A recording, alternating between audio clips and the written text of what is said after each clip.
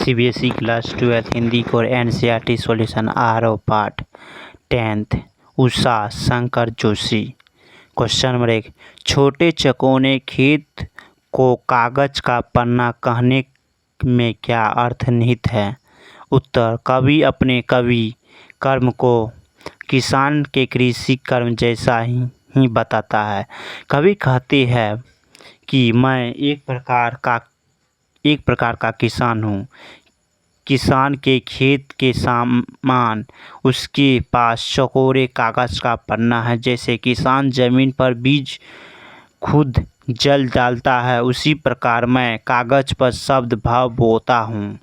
उसके बाद अनाज फल फूल की तरह कविता पुष्प पलकित होती है। इसी प्रकार कवि काव्य रचना रूपी खेती के लिए कागज के पन्ने को चकोना खेत कहते हैं। क्वेश्चन नंबर 2, रचना के संदर्भ में अंधेरे और बीच का क्या है?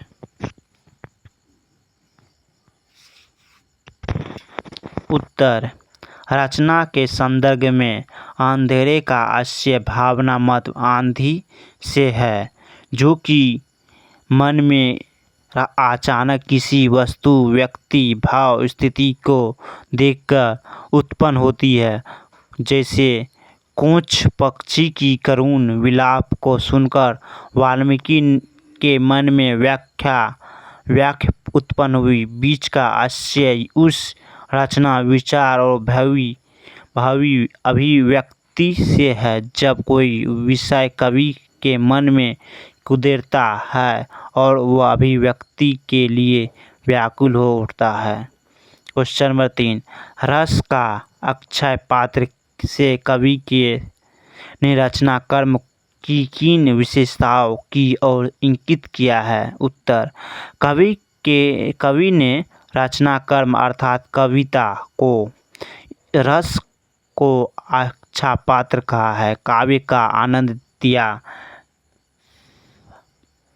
दिव्य व कालचासी जैसे कविता में निहित सौंदर्य रस और भाव ना तो कम होता है ना नष्ट होता। ये हमेशा मीठे सोते ही तरह तृप्ति सुख एवं आनंद प्रदान कराता है। क्वेश्चन 4 का 1, व्याख्या करें। शब्द के अंकुर फूटे पल्लव पुष्प से निमित्त हुआ विशेष। उत्तर, छोटा मेरा खेत में खेती के रूपक द्वारा व्याख्या रचना प्रक्रिया को स्पष्ट किया गया है।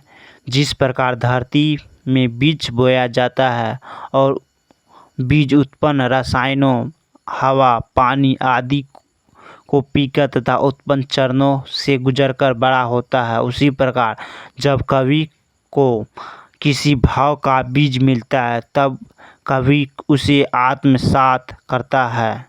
उसके बाद बीज में ही शब्द रूपी अंकुर फूटते हैं।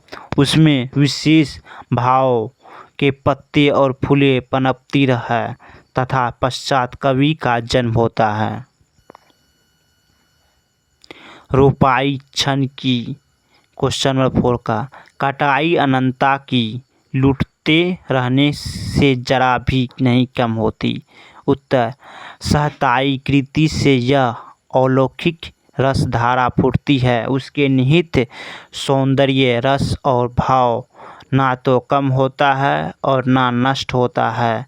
उसका बीज तो क्षण भर में बोया जाता है, किंतु उस रोपाई परिणाम यह होता है कि उस रस धारा अनंत काल तक चलते वाली कटाई के रूपक में आनंद देता रहता है। जितना लोग उसका सुख उठाते हैं उतना ही यह बढ़ता है।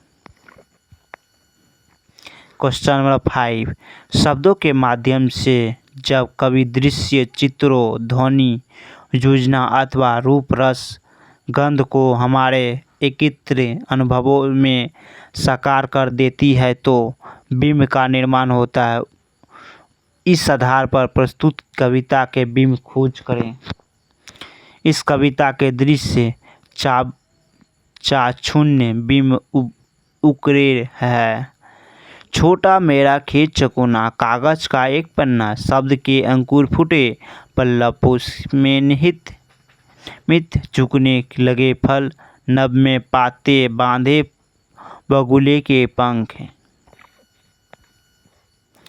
क्वेश्चन नंबर 6, जहाँ उपमेय में उपमान का आरोह है रूपक कहलाता है। इस कविता में रूपक का चुनाव करें। उत्तर, भाव रूपी आंधी, बीज विचार रूपी बीज, पल्लव पुष्प निहित हुआ विशेष, कजराले बादलों की छानी नभ छाया, तैरती झांस की क्षैतिज सवित माया। धन्यवाद।